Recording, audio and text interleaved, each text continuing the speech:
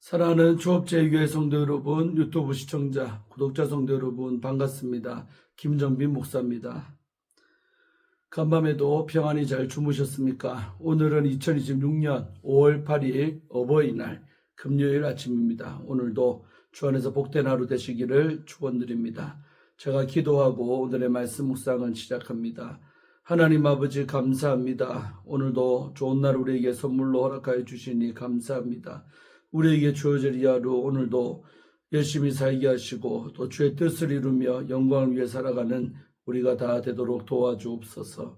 이 시간도 하나님 말씀을 묵상합니다. 주의 음성을 듣게 하시고 나를 향한 아버지의 뜻을 깨닫는 복된 이 시간 되게 하여 주옵소서. 감사드리옵고 예수님 이름으로 간절히 기도하옵나이다. 아멘. 할렐루야. 좋은 아침입니다. 함께 말씀 묵상하실 부분은 룻기서 4장 7절부터 12절까지의 말씀을 보겠습니다. 개역 개정판으로 한번 다 같이 읽도록 하겠습니다. 옛적 이스라엘 중에는 모든 것을 무르거나 교환한 일을 확정하기 위하여 사람이 그의 신을 벗어 그의 이웃에게 주더니 이것이 이스라엘 중에 증명하는 전례가 된지라. 이에 그 기업 물을 자가 보아스에게 이르되 네가 너를 위하여 사라 하고 그의 신을 벗는지라.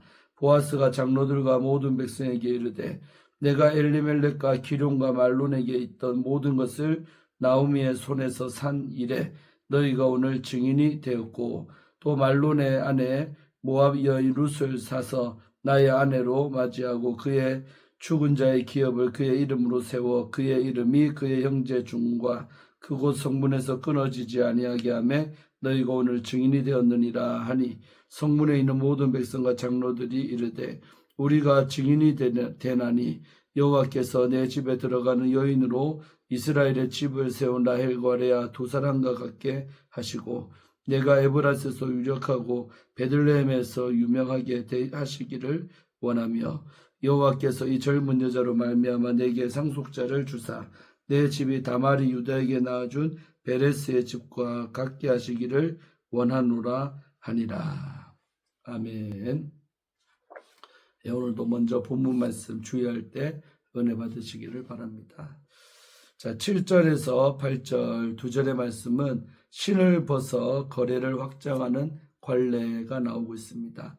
7절에서 몇몇 핵심 낱말들이 있습니다. 첫째, 무르는 일은 가족의 손실을 회복하는 책임을 가리킵니다. 앞달락의 고엘 책임과 연결된다고 할 수 있죠. 둘째로 교환은 권리와 소유가 이동하는 거래를 뜻합니다. 셋째는 바로 확정은 말로만 합의한 것이 아니라 공동체 앞에서 되돌릴 수 없는 결론으로 굳힌다는 뜻입니다. 넷째는 증명입니다. 우리 히브리어로 태우다는 문서가 흔하지 않던 시대의 상징 행위가 계약의 표지 역할을 했음을 시사합니다. 여러 연구는 룻기 4장의 신보씀이 서명이나 도장처럼 거래를 법적으로 확정하는 표징으로 가능했다고 설명을 합니다. 참고로 신명기 25장에는 형사치수제 책임을 거부한 자에게 수치를 드러내는 방식으로 신을 벗김이 등장합니다. 반면 룻기 4장은 당사자가 자발적으로 신을 벗어주며 본문은 이를 증명으로 설명합니다. 즉 신을 벗는 행위가 상황에 따라서는 수치의식, 거부 또는 권리 이전, 양도의 표징으로 쓰일 수가 있습니다. 저자는 이건 옛날 관례였어라고 친절히 덧붙입니다. 이는 당시에도 이미 낯설어졌거나 독자에게 오해가 생길 수 있음을 의식한 설명입니다. 즉 룻의 편입이 단지 소문이 아니라 성문 절차로 확정된 사건임을 읽는 법까지 안내하는 셈입니다. 8절에서 고엘의 우선권이 있던 친족은 신을 벗습니다. 신명기 25장처럼 수치의식을 수행하는 장면은 없습니다. 룻기의 관심은 그에게 망신을 주는 것이 아니라 분쟁 가능성을 없애는 것임을 알 수가 있습니다. 여기서 배타적 독자는 더 불편해질 수가 있습니다. 왜냐하면 자신이 기대한 방식, 이방 여인과 얽힌 책임을 회피하거나 흐리기, 그런 기대했던 방식이 아니라 책임이 아주 깔끔하게 이전되어 버리기 때문입니다. 이제는 절차가 불분명했다거나 합의가 없었다고 말할 수가 없습니다. 공동체 전체가 목격을 했기 때문입니다. 자, 다음으로 9절에서 10절 두 절은 증인을 세우는 보아스가 나오죠. 9절에서 보아스는 너희가 오늘 증인이 되었다고 선언합니다. 여기서 오늘은 법적 사건의 날짜 표시처럼 들립니다. 보아스는 공개 선언으로 책임을 스스로 짊어집니다. 이는 3장의 밤 장면과 정반대의 분위기입니다. 어둠 속의 대화가 빛 아래의 선언으로 바뀝니다. 그가 산다고 말하는 대상은 엘리멜렉과 기룡과 말론의 재산입니다. 그런데 이 선언은 곧바로 룻으로 이어집니다. 10절이죠. 저자는 땅과 룻을 분리하지 않습니다. 배타적 독자가 원하는 분리, 땅만 회복하고 이 이방 여인은 주변부로, 이게 분리와 반대입니다. 이 결합은 의도적이며 고엘 책임이 생명, 이름, 미래의 회복으로 향한다는 점을 드러냅니다. 10절에서 보아스는 말론의 아내 모압 여인 룻을 사서 아내로 삼았다고 말하며 그 목적을 죽은 자의 이름을 그의 기업 위에 세우려 함이라고 밝힙니다. 룻기에서 이름은 한 가문이 공동체 안에서 사라지지 않도록 붙들어주는 생명의 끈입니다. 그리고 보아스는 룻을 모압 여인이라고 공개적으로 말합니다. 이것이 공론화의 완성입니다. 이방성이 드러난 상태에서 공동체는 책임을 승인합니다. 배타적인 유대주의 독자에게는 가장 불편한 지점입니다. 이방 여성의 존재가 은폐된 예외가 아니라 공식화된 책임으로 들어오기 때문입니다. 룻은 어머니의 백성이 나의 백성이라고 말했는데 이제 성문에서 그 백성이 룻을 법적으로 수용하는 길이 열립니다. 개인의 결단이 공동체의 승인으로 이어집니다. 자, 우리 다음 11절, 12절 두 절 말씀은 공동체의 환영과 축복이 나오고 있습니다. 11절에서 성문에 모인 백성과 장로들은 보아스의 선언에 응답하며 축복합니다. 이 축복은 단순한 호의가 아니라 공동체가 한 사람의 편입을 공식적으로 승인하는 언어입니다. 특히 주목할 점은 이 축복에서 룻을 설명하기 위해 선택한 기억의 인물들입니다. 공동체는 라헬과 레아 그리고 다말을 호출합니다.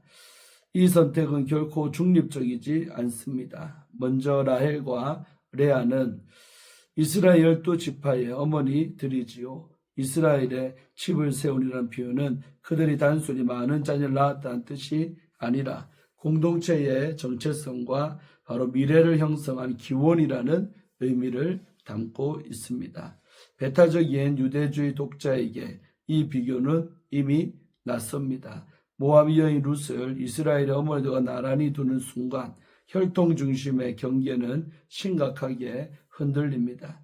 더 불편한 것은 그 다음 12절의 비교입니다. 공동체는 룻을 다말과 연결합니다. 다말 이야기는 창세기 38장에 기록된 이스라엘의 조상 이야기 가운데서도 가장 당혹스러운 전승 가운데 하나입니다. 다말은 시아버지 유다와의 관계를 통해 자손을 얻었고 그 과정은 정상적인 규범의 관점에서 보면 문제가 됩니다. 그럼에도 성경은 다말을 부정하거나 배제하지 않습니다. 오히려 그녀를 통해 태어난 이 베레스는 유다 지파의 계보를 잇는 핵심 인물이 됩니다. 라헬, 레아와 다말은 중요한 공통점이 있습니다. 세 인물 모두 가문과 생명이 끊어질 위기에 새로운 길을 열었던 여성들입니다. 라헬과 레아의 결혼과 출산 역시 경쟁과 갈등, 불균형 속에서 이루어졌고 다말의 행위는 제도적인 무책임 속에서 생명을 이어가기 위한 선택이었습니다. 이들은 모두 하나님의 구원의 역사가 예상 밖의 방식으로 진행되었음을 증언합니다. 동시에 이 비교에는 대조도 담겨 있습니다. 라헬과 레아는 이스라엘 내부의 인물들이고 다말 역시 족보 안에 포함된 존재입니다. 반면에 룻은 명백히 이방 여인입니다. 그럼에도 공동체는 룻을 이 기억의 계열 속에 위치시킵니다. 이는 룻을 단순히 예외적으로 받아들인 외부인으로 두지 않고 이스라엘의 생명 역사 안으로 적극적으로 편입시키는 해석입니다. 배타적인 유대주의 독자에게 이 장면은 매우 불편할 것입니다. 룻이 게르로서 보호받는 존재가 아니라 이스라엘에서 온 여성들의 계열에 포함되기 때문입니다. 경계는 완화된 정도가 아니라 이야기의 중심부에서 다시 그어지고 있습니다. 공동체는 혈통의 순수성을 강조하므로 자신을 지키지 않습니다. 오히려 하나님이 과거에도 불편한 방식으로 생명을 이어오셨음을 기억함으로써 지금 눈앞의 불편함을 신앙의 언어로 재해석합니다. 아멘. 좀 어렵지요? 은혜가 됩니다. 자, 내가 샀노라 라는 제목으로 함께 말씀 나눌 때 은혜 받으시기를 바랍니다. 내가 샀노라. 빌리 그레함 목사님의 손자인 큘리안 자비지는 그의 저서인 은혜의 순간에서 이렇게 말했습니다. 기독교의 핵심은 예수님을 위해 무언가를 하는 것이 아니라 예수님이 우리를 위해 모든 것을 이루셨다는 것을 믿는 것입니다. 구원은 오직 하나님이 놓아주신 은혜의 다리를 통해서만 가능합니다. 오늘 본문은 그 은혜의 다리가 어떻게 놓이는지를 보아스의 내가 샀노라는 선포를 통해 보여줍니다. 자, 7절, 8절 두 절의 중심으로 신발을 벗어주다. 당시 이스라엘에는 오늘과 같은 법적 서류나 공증 시스템이 없었습니다. 대신에 독특한 관습이 있었는데 법적 구속력이 있는 거래를 할 때 자기 신발을 상대방에게 건네주는 것이었습니다. 신발은 그 땅을 밟고 다스릴 권리를 상징합니다. 기업 물을 우선순위였던 무명의 사람은 자기 재산에 손해가 있을까봐 10명의 장로 앞에서 신을 벗어 보아스에게 줍니다. 8절에 나오죠. 그는 자기 이름과 재산을 지키려 했지만 역설적으로 성경의 이름조차 남지 않는 무명의 사람이 되어 사라집니다. 반면에 보아스는 그 신발을 넘겨받음으로써 룻과 그 가문의 재산을 되찾을 법적 권리와 의무를 동시에 부여받습니다. 9절과 10절 말씀은 내가 샀노라. 보아스는 타인을 향한 긍휼의 마음으로 룻과 그녀의 기업을 얻었습니다. 보아스는 내가 샀노라고 외친 이유는 명확합니다. 죽은 자의 이름이 그 가문의 기업 위에서 끊어지지 않게 하여 그 이름이 친족 중에서나 고향 성문에서 사라지지 않게 하기 위함이었습니다. 10절이죠. 이는 누구든지 제 목숨을 구원하고자 하면 잃을 것이요 누구든지 나를 위하여 제 목숨을 잃으면 찾으리라. 네, 마태복음 16장 25절 이 말씀인데 이런 말씀 원리를 몸소 실천한 것입니다. 이기심은 축복의 수도꼭지를 잠그지만 하나님의 나라를 위해 나의 우선순위를 내려놓는 희생은 생명의 통로를 활짝 엽니다. 보아스의 이 선포는 훗날 갈보리 언덕에서 울려 퍼질 주님의 음성을 미리 들려줍니다. 우리가 죄의 빚에 팔려 이름도 없이 죽어갈 때 예수님은 당신의 생명을 지불하시고 다 이루었다. 즉 내가 대가를 다 지불했노라라고 선포하셨습니다. 보아스가 룻의 과거와 엘리멜렉 가문의 빚을 전부 떠안았듯이 주님은 우리의 모든 허물을 당신의 것으로 떠안으셨습니다. 보아스의 이 선언으로 룻이 이방 여인에게 유력한 자의 아내가 된 것처럼 주님의 그 선언이 우리의 소속을 절망에서 소망으로 완전히 바꾸어 놓았습니다. 자, 11절 12절 말씀 중심으로 보면 예상치 못한 영광이 나오죠. 이 위대한 결단에 성문 어귀의 모든 증인과 장로들이 축복으로 화답을 합니다. 그들은 이방 여인 룻이 이스라엘 집을 세운 라헬과 레아처럼 되기를 축복을 합니다. 11절에 나오죠. 또 유대 가문의 대를 이었던 베레스의 집처럼 보아스의 가문이 번성하기를 기도합니다. 12절이죠. 그들은 알지 못했지만 보아스의 헌신을 통해 태어날 후손은 다윗 왕을 넘어 만왕의 왕이신 예수 그리스도로 이어졌습니다. 보아스가 지불한 돈은 유익한 것이었으나 그를 통해 흐르게 된 생명은 영원한 것이 되었습니다. 우리가 하나님의 나라를 위해 나의 안락함을 포기하고 순종의 신발을 신을 때 하나님은 우리가 감히 상상할 수 없는 영광과 회복을 준비하십니다. 나의 작은 희생이 누군가에게는 생명의 통로가 된다는 사실을 기억하시기를 바랍니다. 사랑하는 우리 조업제일교회 성도 여러분, 유튜브 우리 성도님들, 오늘 본문은 우리에게 묻습니다. 자기 재산을 지키려다 이름을 잃어버린 무명의 사람으로 살 것인가? 아니면 대가를 지불하고 생명을 살려 영원한 이름에 참여한 보아스처럼 살 것인가? 기독교는 우리가 무엇을 하는 종교가 아니라 나를 위해 모든 것을 지불하시고 내가 너를 핏값으로 샀노라 말씀하시는 주님의 음성을 듣는 것입니다. 그 은혜를 신뢰하며 우리 또한 누군가의 끊어진 소망을 이어주는 사명의 신발을 신는 복된 삶을 살기를 주님의 이름으로 축원드립니다. 아멘. 마지막으로 우리 노진준 목사님이 쓰신 기도를 의심하다라는 제목의 책을 읽어드리고 마치려고 합니다.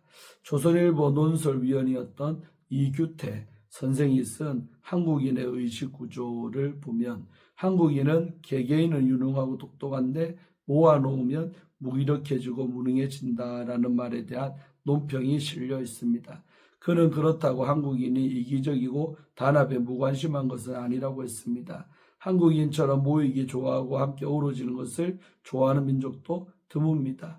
온갖 종류의 모임, 향후회, 동창회, 동호회 등 이런 모임을 통해 단합하기를 좋아합니다. 그럼에도 개개인은 유능하고 똑똑한데 모아놓으면 무능해진다는 말은 부인하기가 쉽지 않습니다.